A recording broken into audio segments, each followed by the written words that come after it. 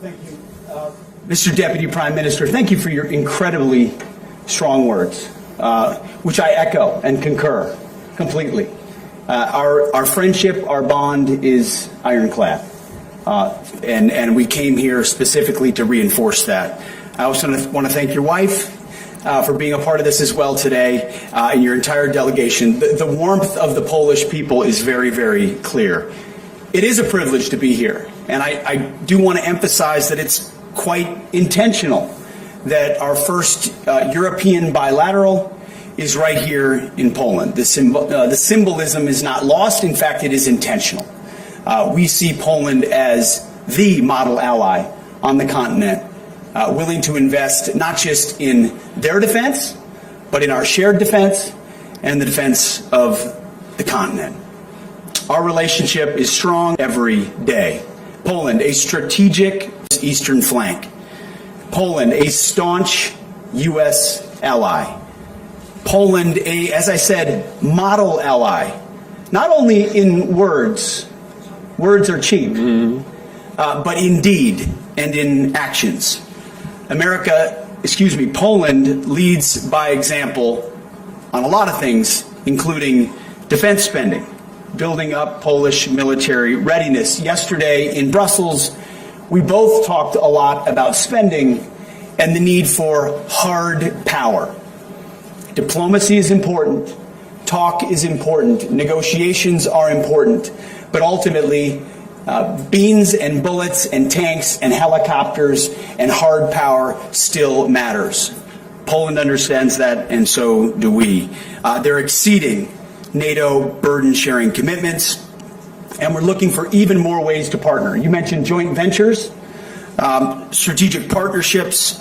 We are open and look forward to further solidifying how we can work together on as it pertains to our defense industrial bases.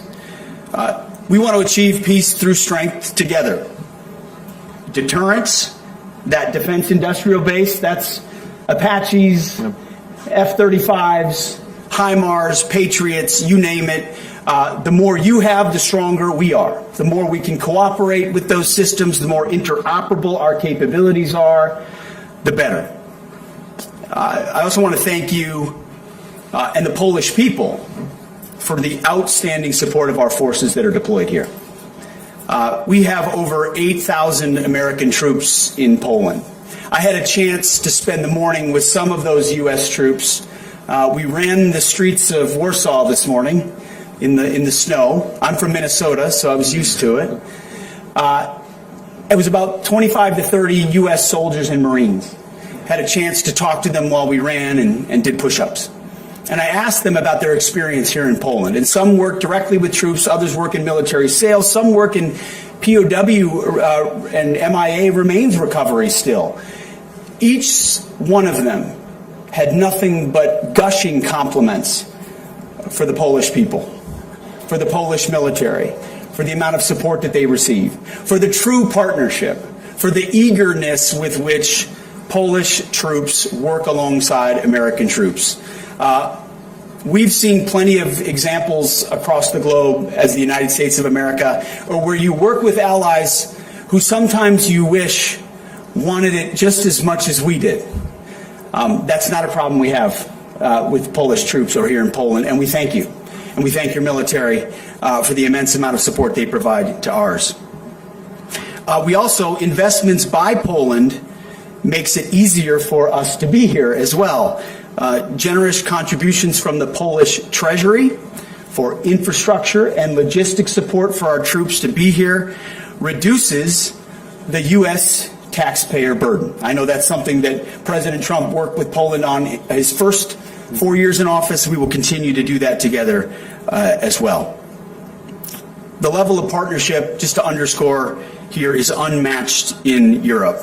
The common bond between our forces is unlike others in Europe. We have a shared warrior ethos, which we talked about, something I'm emphasizing, we're emphasizing at Donald Trump's Department of Defense. We're ready, We're lethal, we're capable, and we want to reinvest the warrior spirit. We want to rebuild our military and reestablish deterrence. I heard the exact same things from you and from your leadership in our bilateral meeting, which is incredibly encouraging. No truer friend, no tougher foe than the Polish soldier. As I mentioned, we saw it in Iraq, we saw it in Afghanistan, and it goes all the way back to World War II in Market Garden. The Polish military has stood alongside America, and we stand alongside you. So thank you again for that robust partnership, for being a friend around the table of nations. Yes, at NATO, we are all friends, but sometimes you look out and see those that say we are with you when there are tough conversations to be had. And you were, and I know you will be. We look forward to leading those conversations and ensuring our deeds match our words. And your friendship is incredibly valued on behalf of the American people. Thank you for welcoming us. It's an honor to be here, sir. Thank you.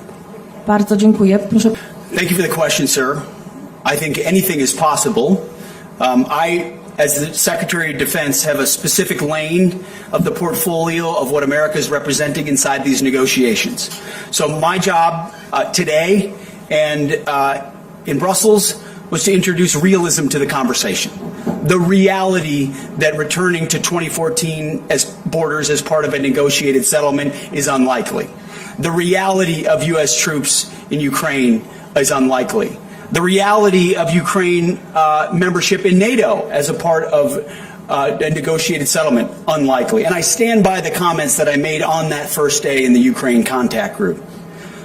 And that's for all the press out there who it's difficult for them to understand that. We stand by the statements we made in reality about the status of U.S. forces or NATO's or Ukraine's involvement in NATO and the unlikely nature of that. That said, I would never put constraints around what the President of the United States would be willing to negotiate with the sovereign leaders of both Russia and Ukraine. I'm not here to put a left and right limit on those discussions. We've been here just simply to introduce realism into the expectations of our NATO allies to incentivize the opportunity for that negotiation. So what those borders ultimately look like, sir, remains to be seen. And I think is part of the discussion that would be had between our president, Zelensky, Putin, and likely Europe's involvement in those discussions as well. Thank you, sir.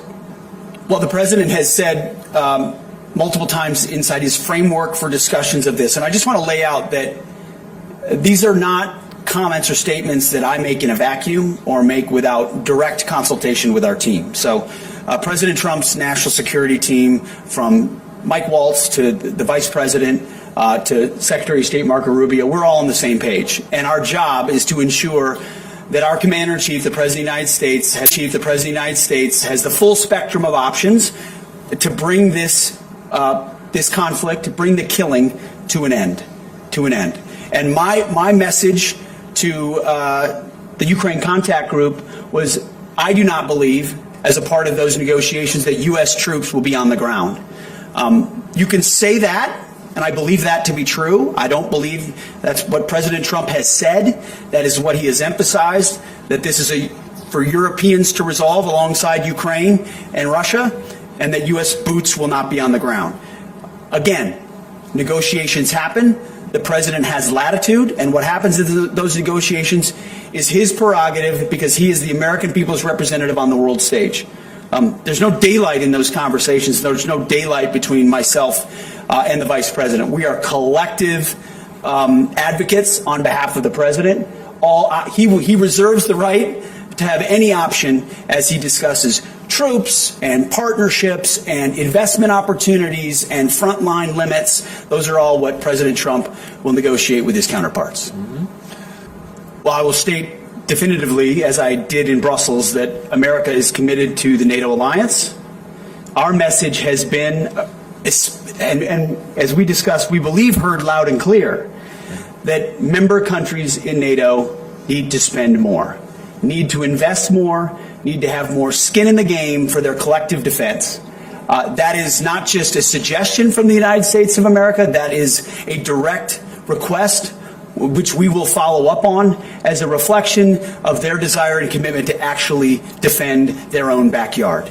That's a serious aspect of NATO becoming a serious alliance in the future. As I mentioned, you can have as many flags as you want, but if you don't have hard power, you're not an actual alliance. And unfortunately, our adversaries look at that and they judge accordingly. Right now, on the continent, the American presence is robust, and it has been, and that partnership is real and important. And the troops that we have here in Poland is an investment in that, is a recognition of that. And frankly, the invitation we receive here, if anything, would make me want to welcome more troops to Poland as the Secretary of Defense. That's not a policy statement, that's just how I feel. The welcome is warm. At the same time, our president is in the middle of negotiations. But he has recognized, as have I, that American presence on the continent is important to deter Vladimir Putin and send that signal of solidarity. But I think it's really important what the Deputy Prime Minister said. This is the beginning of negotiations. Nothing should be... I'm not here to set the terms of how my President of the United States will debate this. I'm here to give him my best military advice alongside him of what may or may not be most useful to reach the peaceful end state that we want. From my perspective, the American troop levels on the continent are important. What happens 5 or 10 or 15 years from now is part of a larger discussion that reflects the threat level, America's posture, our needs around the globe, but most significantly, the capability of European countries to step up. And that's why our message is so stark to our European allies. Now is the time to invest, because you can't make an assumption that America's presence will last forever. America has to stare down a lot of threats, to include, as I've mentioned, the Communist Chinese. And if that's the case, then countries like Poland and others will continue to step up. But as of today, we are very proud of our partnership in Europe. Thank you. Well, I appreciate those words, and I agree. First, your second question on a ceasefire. I think the President has stated that that could be part of a good faith aspect at the beginning of negotiations, which the President's goal is to stop the killing, end the violence and the death. Part of doing that could be a ceasefire, and that could be a welcome development.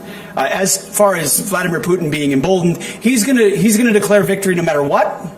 You can expect that no matter what the outcome is. Thankfully, the bravery of the Ukrainians and allies that came alongside them, especially early in the war, deterred and defeated Vladimir Putin from achieving what he wanted, which was all of Ukraine. So now you have a more defined front line, and whether he declares victory or not will be up to him. Whether he's emboldened speaks exactly to what the Deputy Prime Minister talked about, and NATO's willingness to step up. If NATO's response to this situation is to truly increase capabilities, truly increase inputs and spending, to think more like Poland, to think more like the Baltics, who are closer to the threat and recognize the reality of the threat, then I don't think Vladimir Putin will be emboldened by this outcome. It'll be a recognition that the collective ability of the West to deter him was something that actually happened. Is there trust there?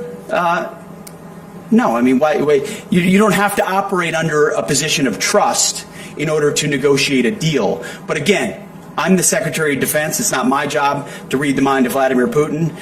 President Trump will be the one at the table with Zelensky and Putin. You don't have to trust somebody in order to negotiate with them.